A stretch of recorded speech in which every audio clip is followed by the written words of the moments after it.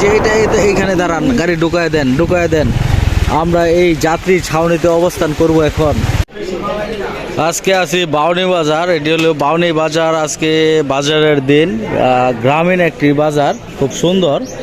আমরা এই বাজারটা যদি একটু দেখি, আমরা একটু ঘুরে দেখব। হ্যাঁ, মানে গ্রামীণ বাজার কত সুন্দর এই বাজারটি, এবং বেশ কিছু দোকানপাট আছে, এগুলি সব খোলা আছে বর্তমানে। বাজারের ভিতরে আমরা আছি, বের হইতেছি বাজার থেকে। একেবারে গ্রামীণ ন্যাচারাল শাক সবজি এখানে আছে।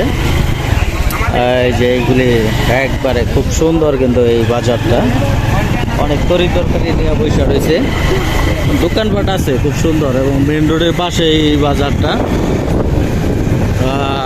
রোডটা যদি আমরা একটু দেখি, খুবই সুন্দর এই রাস্তাটা। এটা শ্রীপুর চলে গেছে এই রাস্তা, কাপাসিয়া থেকে শ্রীপুর এরকম হয় কিন্তু এই রাস্তা। গাড়ি চলাচল করে মোটামুটি অনেক গাড়ি। আর এই রাস্তা চলে গেছে হলো রাজারবাড়ি। আর এই রাস্তাটা খুব বাঁকা, মানে খুবই বাঁকা রাস্তা, ঘুরে ঢুকছে এই রাস্তাটা।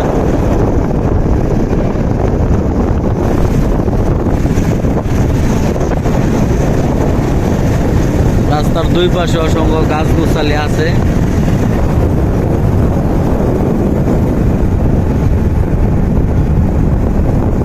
রাস্তার বেগ প্রচুর, খুব সাবধানে কিন্তু এই রাস্তায় যেতে হয়।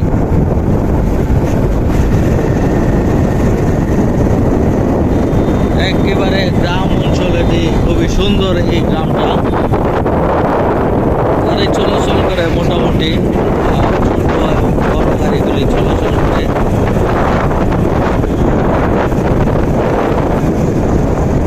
আমরা অরণ্য জঙ্গলের ভিতরে প্রবেশ করতেছি। এটা হলো জঙ্গলের ভিতর দিয়ে, পাওয়ালগড়ের ভিতর দিয়ে রাস্তাটা চলে গেছে। রাস্তাটা ভাঙা ছিল এক সময়, বর্তমানে রাস্তাটা করা হয়েছে খুব সুন্দরভাবে, কিন্তু করা হয়েছে রাস্তাটা। এটা হলো গজারি বনের ভিতরে, খুবই ঠান্ডা। এই গরম কিন্তু এখন নাই, প্রচণ্ড গরম ছিল এই বনের ভিতর যখন আমরা আসছি, সাথে সাথে গরম চলে গেছে, এখন কোনো গরম লাগতেছে না।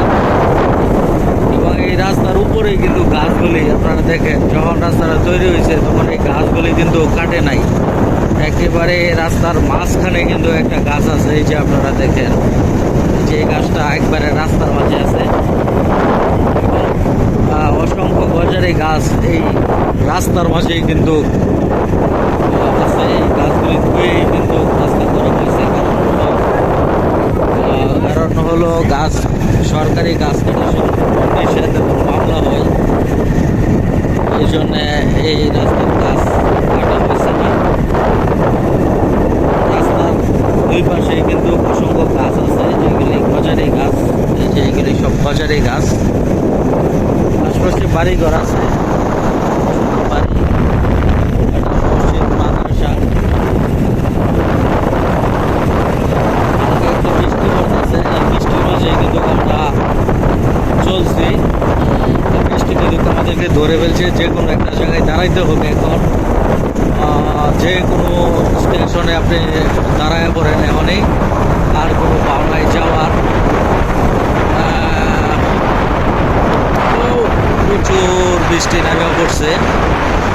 তো এই অরণ্য বনের ভিতর দিয়ে যখন আমরা যাইতেছি, গাছগুলি রাস্তার উপরেই, এই যে আপনারা দেখেন, এবং বৃষ্টি পড়তেছে, রিমঝিম বৃষ্টি।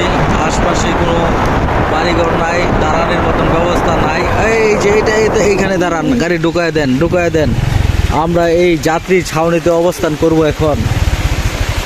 ও, আমরা এই যে যাত্রী ছাউনিতে বর্তমানে আছি। প্রচুর বৃষ্টি পড়তেছে কিন্তু এখন। এই বৃষ্টির মাঝে আমরা এখানে আছি, এখানে আমরা বসবো, বসে একটু সময় কাটাইবো। এই মোটরসাইকেল দিয়ে চলে আসছি। এই যে রাস্তা, এবং এই গ্রামীণ একটি রাস্তা, এই রাস্তার মাঝে দুই পাশে গাছগোছালি ঘেরা। মানুষ কিন্তু বৃষ্টিতে ভিজাই কিন্তু যাইতেছে, আসলে কিছু করার নাই, বৃষ্টি পড়তেছে, কি আর করার আছে। হ্যাঁ, আমরা একটু এখানে বসি, কিছুক্ষণ অপেক্ষা করব। এবং পাশে দেখেন আপনারা ছোট একটা দোকান আছে, আমি এই দোকানের ভিতরে যাব।